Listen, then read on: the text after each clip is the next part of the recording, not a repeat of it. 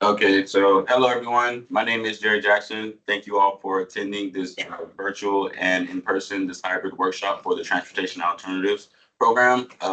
This is for the 2026 cycle. Today is Wednesday. It is November 5th, 2025. We're just gonna get started and jump right into it.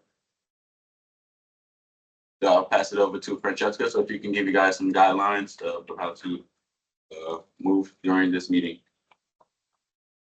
Thank you, Jerry, and good morning, everyone. Thank you for joining us this morning for the Transportation Alternatives Workshop.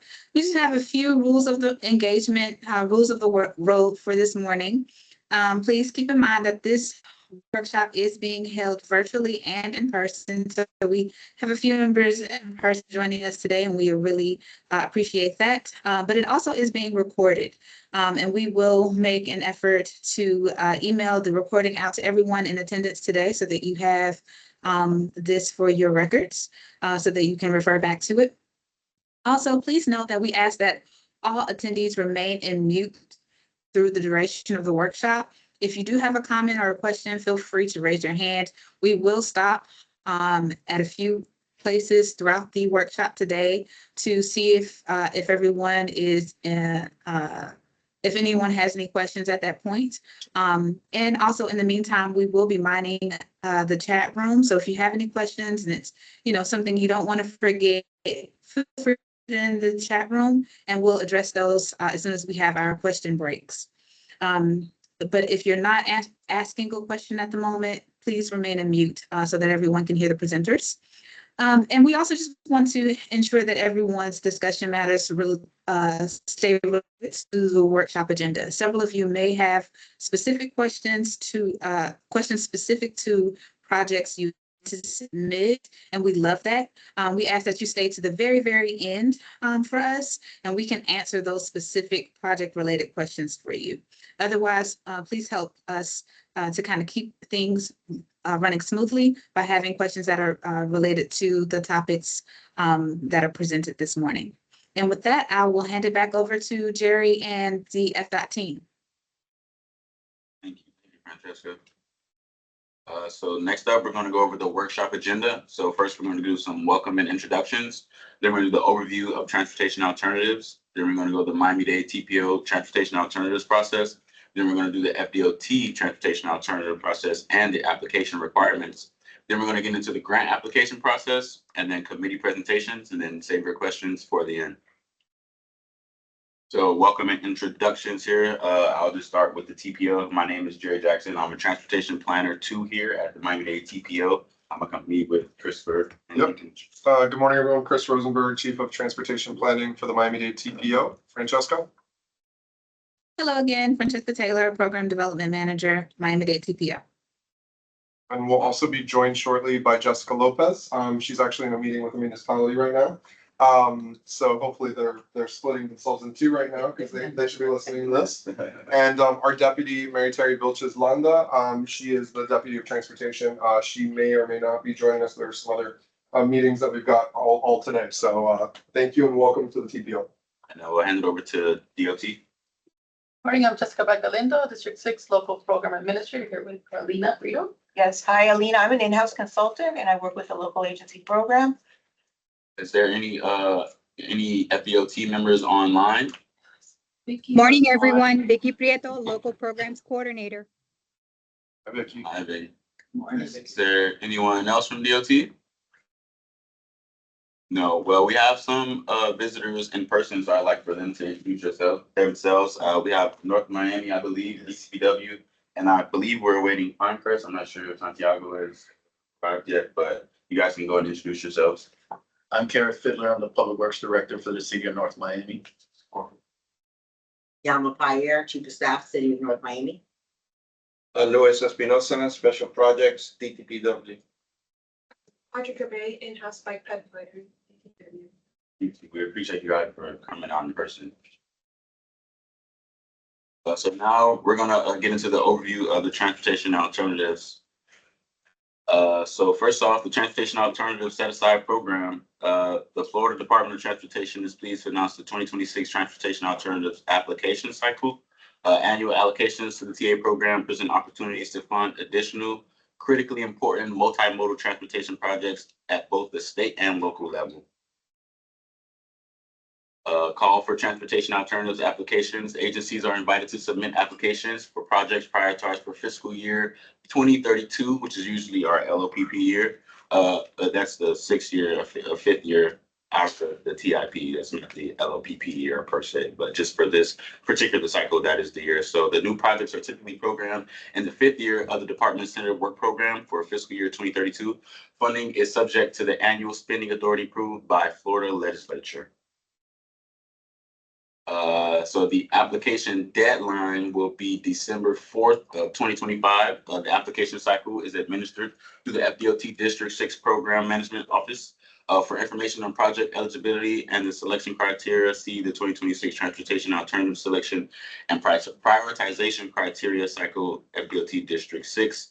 Applications must be submitted through the grant application process. User access registration is located on flgap.com, and then I'll hand it over to DOT. They can get into it a little bit more for you. Oh no, this is my section. I'm so sorry about that. Miami-Dade TPO Transportation Alternative Evaluation Process. So we're going to go over some eligible project categories. So first, we're going to do construction of on-road and off-road trail facilities for pedestrians and bicyclists. Construction planning and design of infrastructure-related projects. Conversion and use of abandoned railroad corridors for trails and pedestrians and bicyclists. Construction of turnouts and overlooks and viewing areas, community improvement activities, environmental mitigation activities, safe routes to school, planning, design, or construction boulevards and other roadways in the right of way of former interstate system routes, and recreational trail programs, and vulnerable road user safety assessments. So these are the eligible projects that you guys will be able to submit for the Transportation Alternatives Program. And then our evaluation criteria is going to be split up into 2. So 125 points divided between the Miami-Dade TPO and the Florida Department of Transportation. We're going to get into a little bit more detail of our evaluation process. Let's take one pause really quickly because Francesca doesn't have access to allow people into the lobby. Can we jump back out and clear the lobby, let them in, and then may want to repeat the last slide. So there's 6 people that missed that. The fact that a version is sent yesterday and being.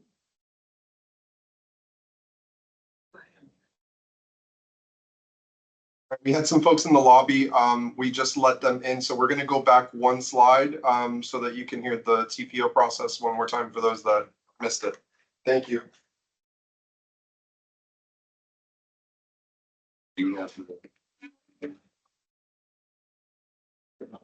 So the eligible projects for the Transportation Alternative Program include construction of on-road and off-road trail facilities for pedestrians and bicyclists, construction, planning, and design of infrastructure-related projects and systems that will provide safe routes for non-drivers, a conversion and use of abandoned railroad corridors for trails and pedestrians and bicyclists as well, construction of turnouts, overlooks, and viewing areas, community improvement activities, environmental mitigation activities, safe routes to school, planning, designing, or constructing boulevards and other roadways in the right of way of former interstate system routes, recreational trail programs, and vulnerable road user safety assessments. So these are the eligible projects for the Transportation Alternatives Program.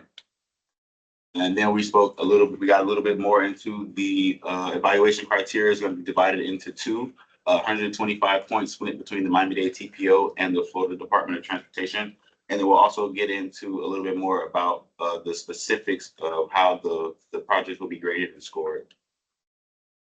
So for the TPO evaluation criteria here, our 125 points are going to be based off project safety improvements for bicycle riders and or pedestrians, intermodal transportation linkage improvements, mobility enhancement or community development for disadvantaged groups, local funding contributions or the completion of previous phases of project development, neighborhood or community quality of life improvements, community support, and then here on the TPO side, we have a prioritization based on however our committee score the points. We'll give a little bit extra to help, but sometimes it helps, sometimes it doesn't.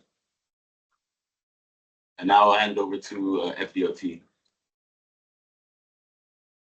Hey, good morning. So as you may know, and as Jerry's been walking us through their process, the TA application is a two-tier evaluation process. Jerry's CPO, I'll be discussing FDOT's criteria and process. So as Jerry mentioned, we also score on a 125-point scale, and I'll just run through the criteria noted on the screen. Project implementation, your schedule and project permits, project feasibility, scope, including your LPC or engineer estimate, environmental evaluation, right of way, local agency contribution.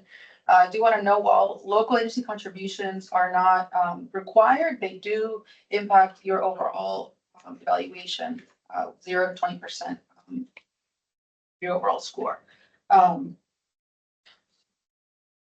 Certification and performance. So if you have previously been certified or have completed projects with FDOT, local programs, we will look at performance, and that may impact your evaluation as well. Your certification, procurement, invoicing, project management, customers, professional services, and construction. Just another note on the local match that, while not required, it does show commitment to delivering the project.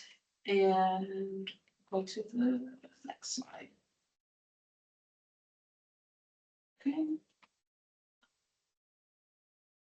Okay, no, before I go to the next slide, I did want to make one more point that we do ask that your grant writer coordinate with project manager on project feasibility regarding, your permitting process, take that into consideration when you're building your schedule, right of way, any surveys that you may have, verified title search, just a couple tips while you're pulling together your application that I did want to make note of. Okay, now we can go to the next slide. We will be hosting presentations like we do every year at D6. These are in person, these are mandatory, and are part of the application process. They will be held January 22nd. We have a hold on the 23rd as well, depending on the amount of applications we receive. We may need a second day. PowerPoints will need to be submitted by December 18th, 2025. I do believe we have the option to submit with your application this year, so that's something new. You can attach it, and that way you can give us everything all at once, and Merry Christmas, and you don't have to worry about it as we get closer to the holidays. Okay, these presentations, as always, the same format, will be capped at 5 minutes with 10 minutes for Q&A. We look forward to seeing your presentations, discussing the projects, and any interesting features you'd like to highlight. January. Okay, next slide.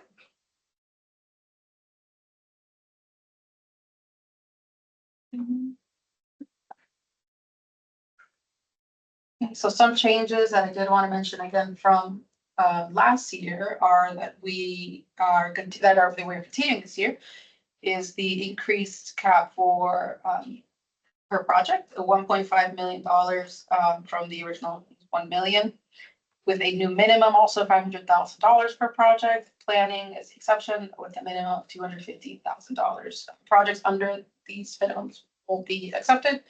And we encourage you to seek the full 1.5 million for your project. Agencies submitting more than one project must rank their projects based on priority, and no more than 3 applications per agency can be submitted. And those 3 must be ranked again. Make sure you're submitting a complete application, inclusive of the resolution, your project documentation, emphasizing and supporting how the project meets TA criteria, and please remember to include your opinion and cost.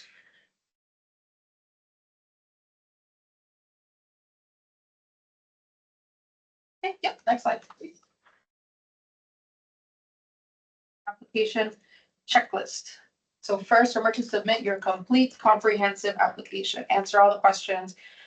Do not modify the template. You use that DOT application only. Don't make any changes.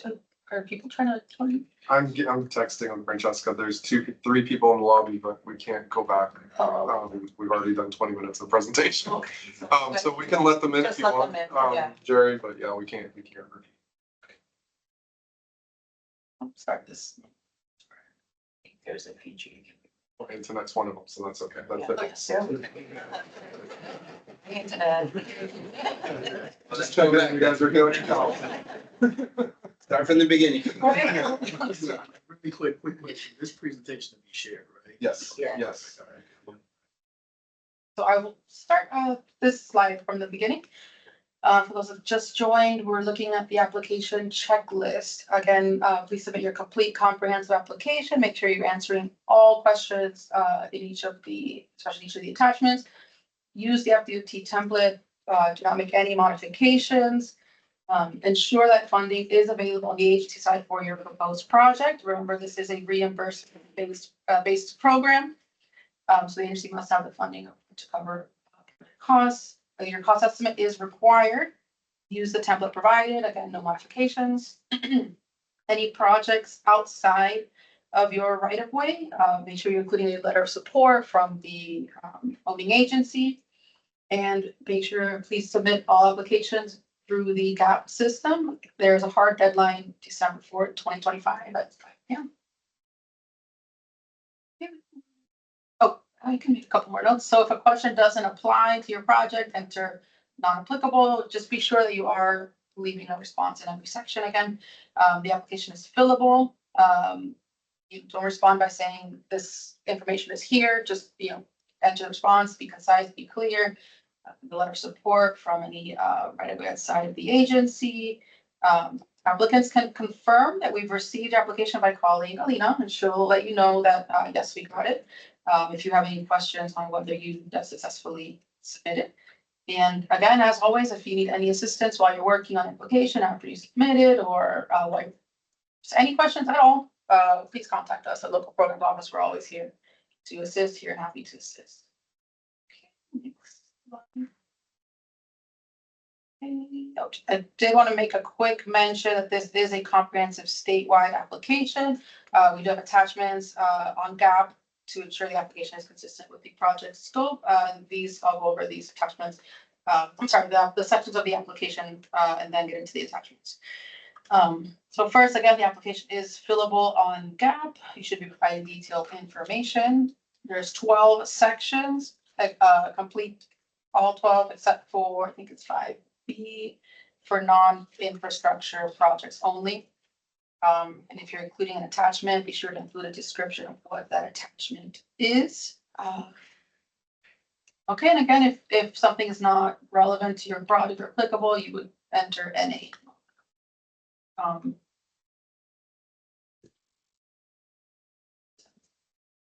That's good. And now we'll go into, so that's the application itself, and then again, we do have the attachments, A through G.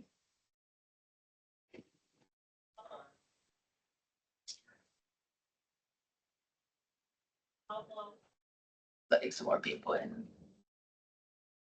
We do have some questions in the chat, but we're gonna hold those to the end. Yes, that's correct.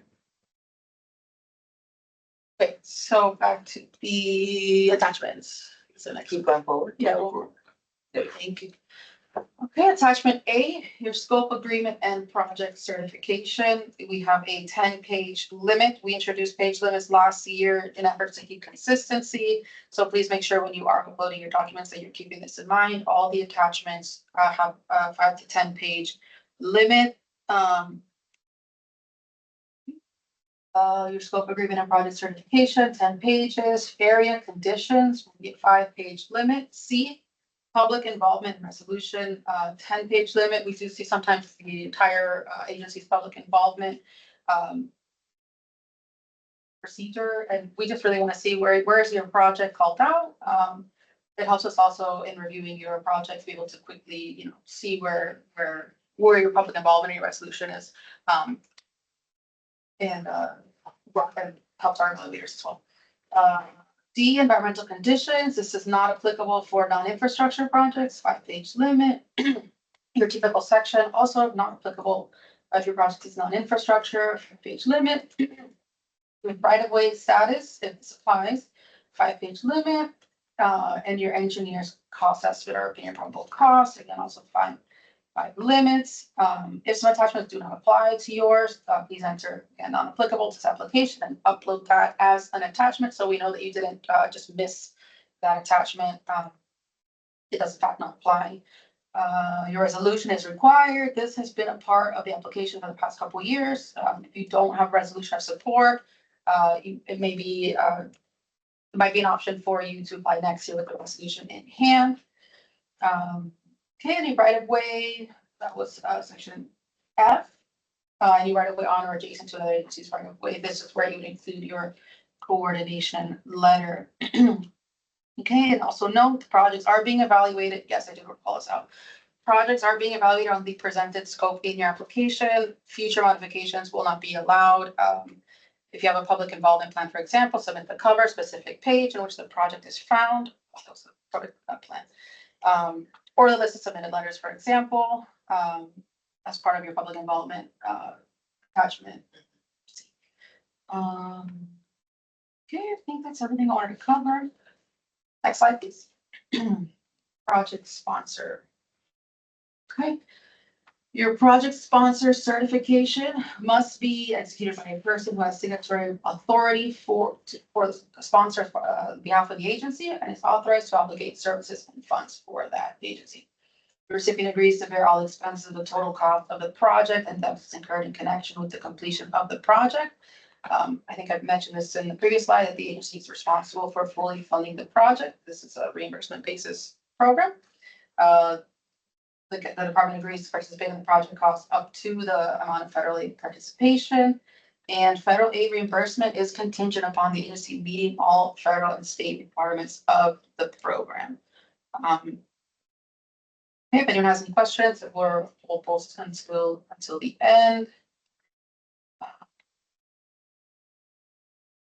Municipalities must enter into a LAP agreement before starting or advertising the project. It's important to know if you are awarded, you will be entering into a LAP agreement before you can move forward with your project in the funded years, that it is awarded the funds.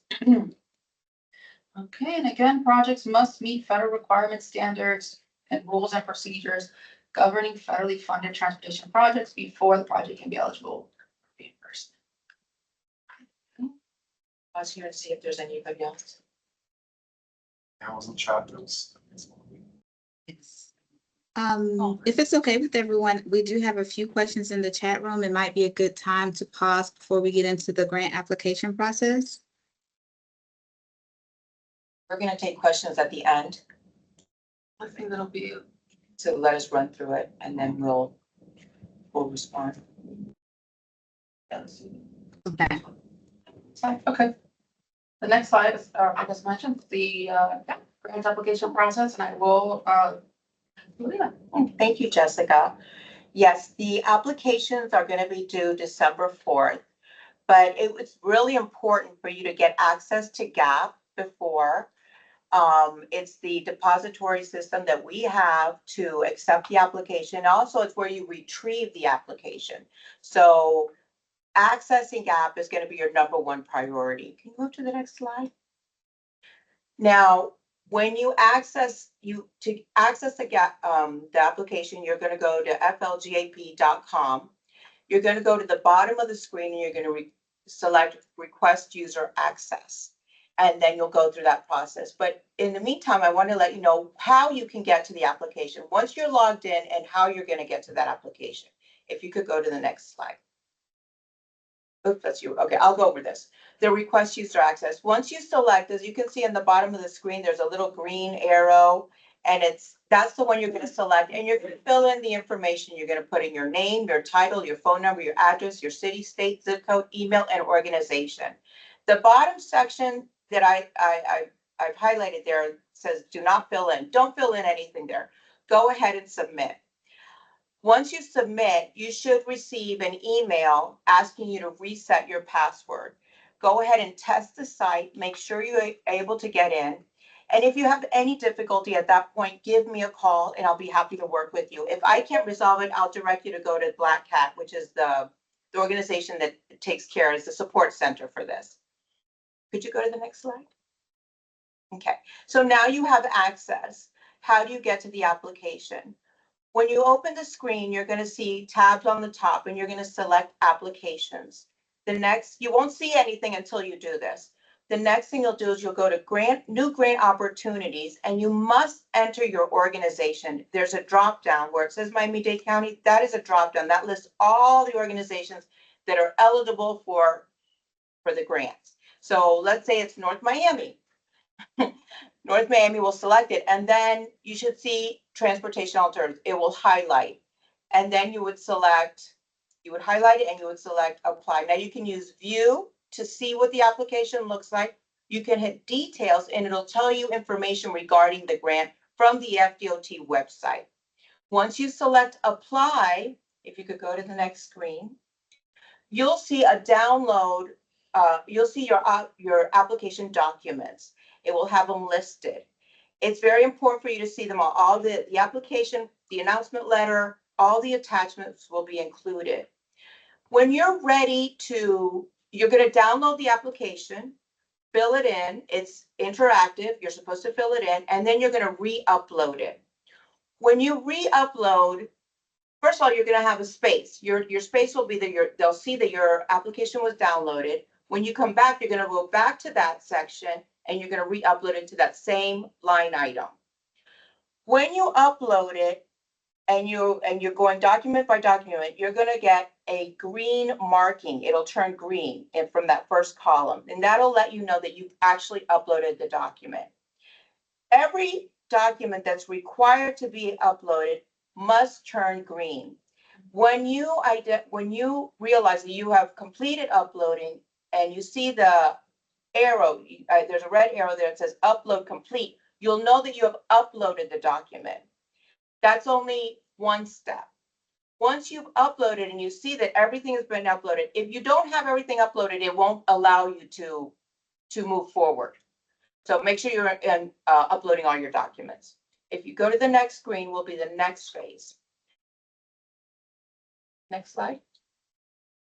So once you upload the documents and they're there, you're going to have to go to this section. It's right underneath it, and it's called Project Budget. This is a federal grant. Very important for you to understand. You're asking for federal participation. We need you to fill in how much you are requesting under the line federal participation. Don't put it under state. This is not a state grant. This is a federal grant. However, if you have state funds associated with this project, we would like to see that participation. But other than that, if you don't, only federal participation. In addition to that, we like to see that you have any local participation. That could be if you've already done your design and you paid for your design and it's all ready to go, that's part of your local participation. If you're actually putting in dollars, we want to see that local participation. That screen will total automatically. It will give you your project total. Make sure that that is consistent with what you've written in your application. In other words, your estimate should reflect the total project cost as well. So that should all match. Once you have that is when you will see a submit button. Can you go to the next slide? And it will be at the top of the screen. Where it says details, it will actually say submit. Once you submit, then you've submitted, and it'll show that status. It'll show status submitted. It's very important that you see that. If you don't see that and you don't see your project application description, you have not submitted. If you're having any difficulty at that point because you feel like you've done everything, pick up the phone and call me. I'll be happy to help you through that portion. And then once you've submitted and you really want to know because you really want to make sure your application is submitted, you can call me too, and I will check and I'll let you know that you received it. I know it's a lot of steps, but one thing at a time. And all of this is this PowerPoint will be distributed to everybody. They'll have access to it. And if you need any assistance, just give me a call. Next screen. So yes, we are offering application one-on-one sessions. So we're happy to schedule virtual meetings for about half an hour. We like to see that you have a prepared application and that you have questions already for us so that we can assist you with your applications. We would like to have them all before December 1st. So make sure if you want to speak to us regarding your application, see if it's eligible, please do contact me and we'll schedule that and we'll have the team here. Jessica will review, Vicky will review, our engineers, anybody that we need to assist you with your application. PowerPoint presentations will be due by December 18th. There is a new line item, a new attachment where you can upload your PowerPoint ahead of time if you really are very proactive and you want to submit it at the same time as your application, but you don't have to. It's optional. However, we do need to receive it with in our offices by December 18th. I will turn around and send those PowerPoints to Jerry so that he has them and they will be doing when they do their presentations. We'll coordinate the whole presentation day with you. We'll make sure we contact you, set you up with your time, and give you all the information you need so you can have a successful presentation. Let's see what's next. Perfect transition to the TPO presentation. Yeah. And now we hand it over to the TPO committee presentations. Back to you guys. So we're going to talk about the TPO committee presentations, like Atlanta County just briefly discussed. So our presentations will be held January 28th, 2026 at 4 p.m. It'll be virtual. I'll provide the Teams link for you guys. But it'll basically just be the same presentations that you guys submitted to Alina. She'll send it over to me. You guys have come present it to us, and we'll have our BPAC, CTAC, and TARC committees rank the projects for you in about a week or two, so we can get our scores and then provide them back to DOT and get those 250 points submitted for you guys. And that's how we'll go about our presentations here at the TPO. Just for any new folks that may be joining this cycle for the first time, the committees that we're referencing are the TPO citizen committees. So BPAC is Bicycle Pedestrian Advisory Committee, CTAC is the Citizens Transportation Advisory Committee, and TARC is the Transportation Aesthetics Review Committee. So these are all made up of volunteer citizens that are appointed by the elected officials on the TPO governing board and their citizen input into the process. Thanks, Jerry. Before we go to the cycle, I just want to make a note that for our Monroe County applicants, the TPO presentations do not impact the Monroe County's evaluation process. I just want that to be noted. Okay, now we can go. Sorry. The 2026 Transportation Alternative Application has launched on October 31st. And like we said, the deadline for the applications will be December 4th at 5 p.m. Now we have time for questions and answers, Q&A. Let's start with anybody in the room. We do have some in the chat, but anybody in the room have any questions before we move forward to the chat questions? I just wanted to clarify, so we're gonna do two presentations, one for FDOT and one for TPO. Yes. All right. Can you repeat that question for those who are online? The question, repeat the question. She said that if there's two presentations, one is for the TPO and one is for FDOT. The FDOT one is in person and the TPO one is virtual. And it can be the same presentation. It's two different groups. Yeah. So this is Luis Espinosa. I'm going back to one of the first slides. Something caught my eyes, community activity programs. What fits on the community activities? What type of? I think that's under the evaluation process of TPO. Let's go back. So community quality of life improvements? Yeah, something like that. No, I was community activity. Community support? Oh, under the categories. Categories, yeah. Under the right there, go. right. So. And so I think he's referring to slide 11. Go forward. Sorry. Next one. No, forward. Yeah, it's one of the. It was, Community improvements activity. It is slide 11. Yeah. So that includes inventory control or removal of outdoor advertising, historic preservation and rehabilitation of historic transportation facilities, vegetation management practices, archaeological activities relating to impacts from implementation of a project, transportation project eligible under Title 23. That's what the definition of that. I can give you the criteria package, which gives a little more detail. sounds good. That would be great. I appreciate it. All right, thank you. Good question. We do have a question from the chat, and I can read that question for everyone. The question is, does the resolution need to specifically mention that it is for this grant application? If it can be an existing resolution for the project, how recent does it need to be? It can be for an existing resolution. I would say, I don't know. If it has to, I don't know if there's a limit. Yeah, I don't think we would put a limit on that. If there's a resolution that exists within the agency supporting that project, we should be able to accept.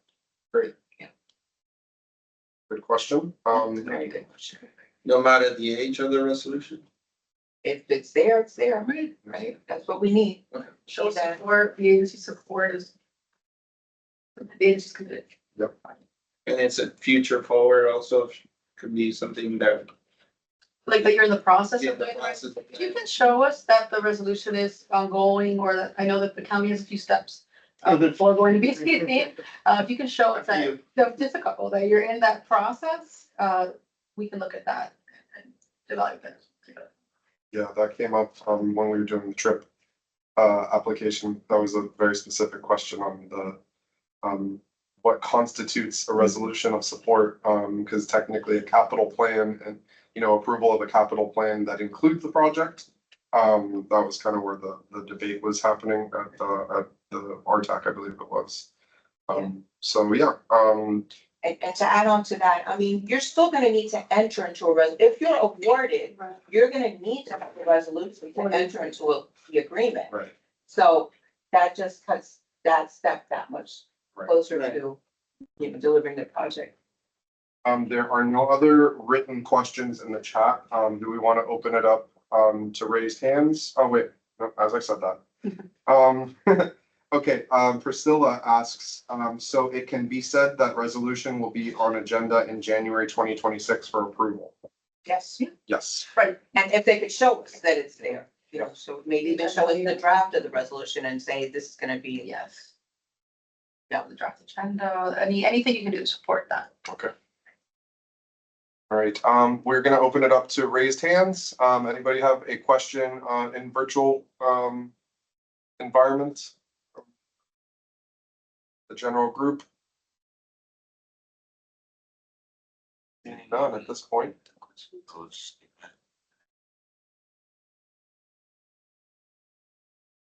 Okay, so if you guys need any assistance, you can contact me, Jerry Jackson, Transportation Planner 2 here. And also Francesca Taylor from DOT can contact Victoria Prieto and Ali Prieto and Alina Brito. I think it was the slide. Oh, it's the next slide. Yeah. Where Jessica's on. Oh, yeah, we want to jump on. We have one other question before we before we announce the save the date. I think there was a hand raised from Lilia. I'll go back to the group. Thanks, Jerry. Okay, so we have a question in the chat. How can we access this meeting's recording? We're gonna send it out to everybody on the invite list or who confirmed to the meeting. And Francesca and Jerry, I think we'll take the lead on that. And then obviously we'll send the materials as well, the slides. Okay, you said there was a hand raised? We didn't see it because we were switching back That was screens. it. It was Rogelia. That was it? Okay. Is Alina's criteria package gonna be attached as well? Is everything gonna be? Yeah, well, I think I sent that to you already. Okay. Did you get it? Okay, I sent it to you. I sent a follow-up to the announcement letter with the criteria package, the announcement letter, but if you didn't receive it, please do contact me. I'll be happy to send it out. But I have a criteria package here for you. I think.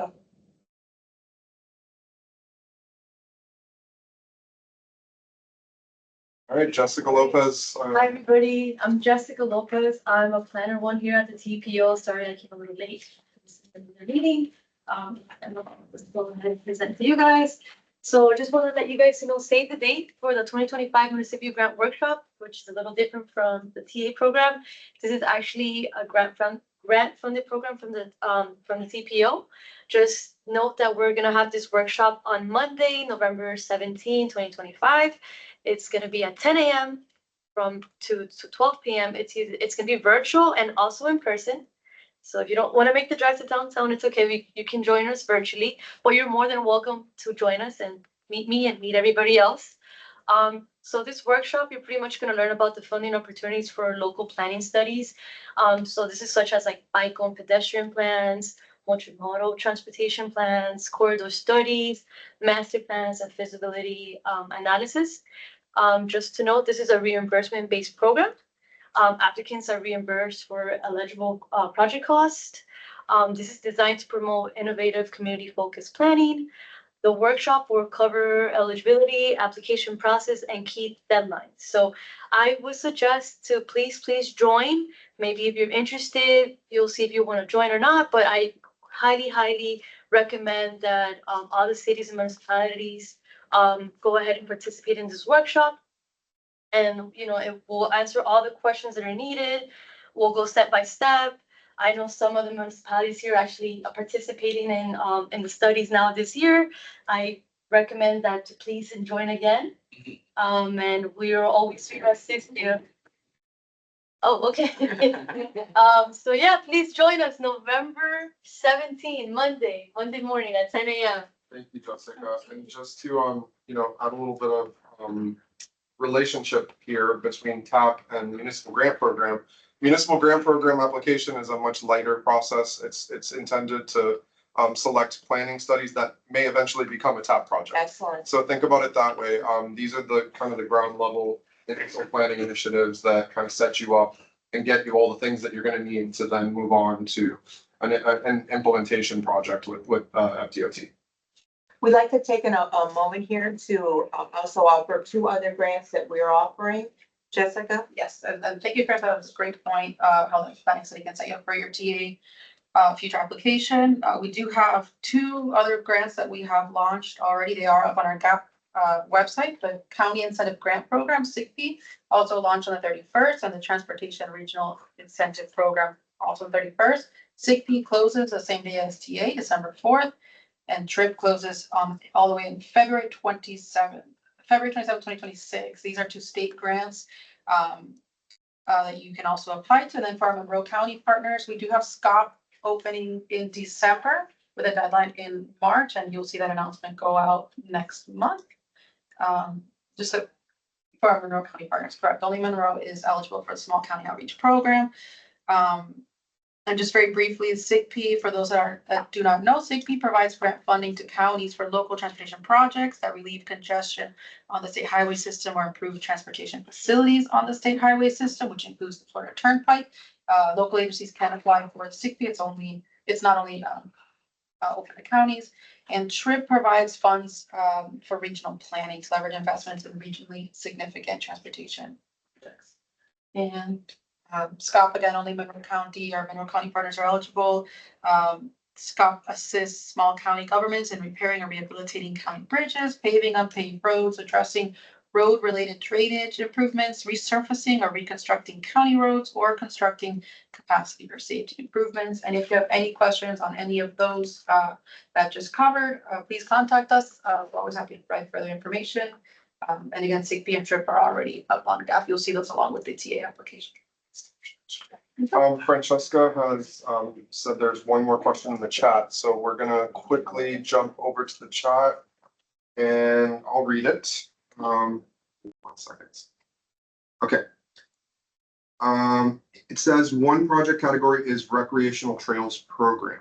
How is that category connected to the Florida Department of Environmental Protection's recreational trails program? Can one apply for a trail project or to both programs? Can one apply for a trail project to both programs? So I think the question is, can you do the same project and apply for one for FDEP and one for you guys for TAP? Are they talking about Central? Yeah. Sounds like they're speaking specifically to FDEP's. Oh, FDP.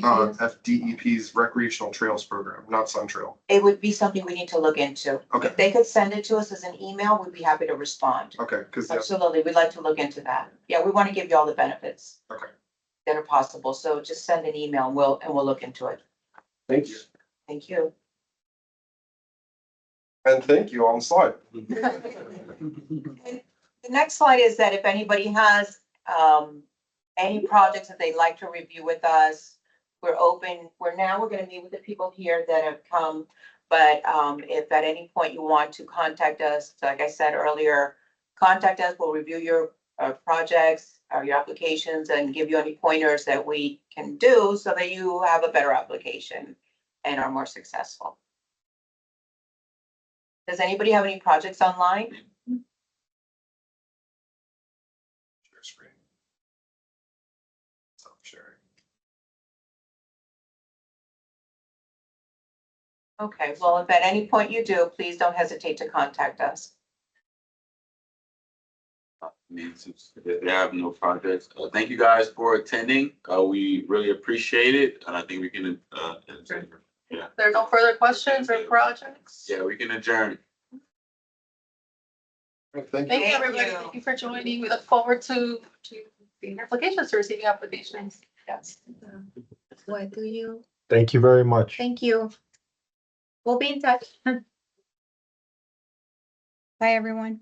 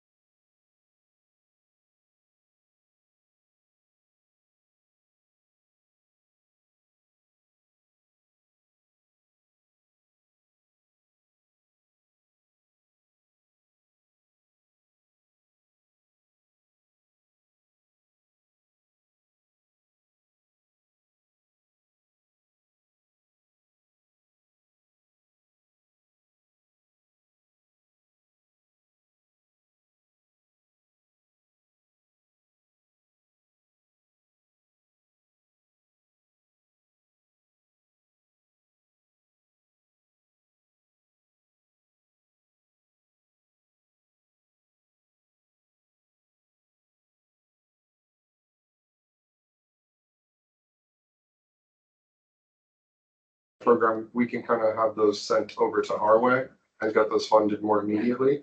Because our funding will become available July 1st, as opposed to funding in the 5th year of the work program and stuff like that. Ours, we can fund things a little bit faster. Really quick, if you don't mind, Of course. what's the number one error you see with grant applicants? Is it that they don't have enough local matching fund for a certain project? Is it that, when it comes to like the attachment section that you were talking about, the 5-page limit, 10-page limit, that they modified something? What's the thing that kind of halts the process? Like the number one thing to say? There's been so many different things. Incomplete information. Okay. It may be minor in thought, but there's an application. It expands when you're filling in your stuff to say, hey, go and look over here. It's in this document. It's dug in. It's like a 500-page document and we're gonna serve. It's not a good look. So that's an error, right? That's an error, but the information itself, concise, if you answer, you can probably answer a lot of these questions. So where the information is and provide that supporting documentation in 2 or 3 lines. Yeah, What we're really asking. Now, a lot of descriptive language isn't really gonna sell it for us. We're looking for specific technical things regarding your project that show us you are ready to deliver that project. Yeah. That we did a study, we know exactly what we want to design, we're asking for design